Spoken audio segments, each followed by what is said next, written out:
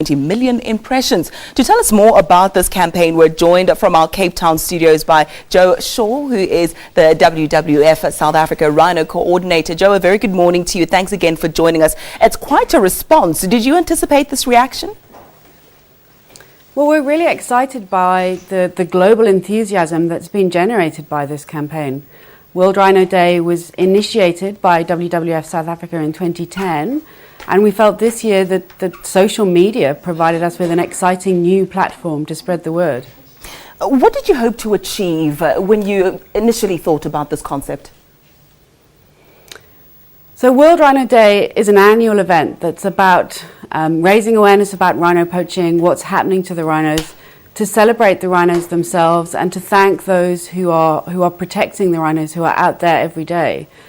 We know that South Africans are very concerned about this. They want an opportunity to put their voice behind what's going on. And we felt that social media provided us with an easy way to spread our message internationally, to Asia, to Europe, to the Americas, to let other people know what is going on in South Africa with our rhinos. And you touched on the global capacity of social networking sites such as Twitter. Are you satisfied that the objectives that you had set out to achieve have been reached using this platform? I think we've started a very important conversation. Initially, 50% of the response was coming from South Africa.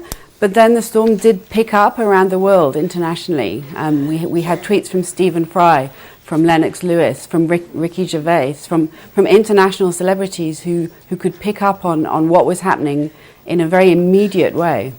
A lot has been done to try and curb rhino poaching in South Africa. This is one of many initiatives. What more do you think still needs to be done in order for us to see the numbers of poaching dwindling? Yes, good point. This kind of awareness-raising activity is a very small part of what we're doing and of what many other organizations and governments are doing. We do need to see continued committed support from the ground up, protecting the rhinos themselves, working with the people who live around the rhinos, supporting law enforcement, working with the countries that are acting as illegal trade routes, and finally working in the consumer countries themselves at the end user market to try and shift the demand. And lastly, as briefly as possible, how do you plan on building on the success of this Twitter campaign? So civil society has a very powerful voice, and by creating this virtual community we can begin a conversation that has great potential impact on governments around the world, and I think that's a very exciting tool. And I think what's also very important is that Twitter is famously used by the younger people, if I can say that. Social media, more importantly, your Facebook, your Twitter, more the younger generation that focuses on that. How important is it in educating them for the future of the rhino?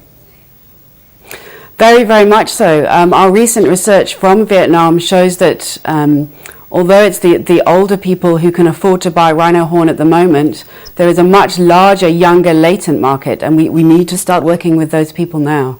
We'll have to leave it there for now. Thank you so much for your time. Joe Shaw, she's from WWF South Africa, focusing on rhino conservation. We'll leave it there for now.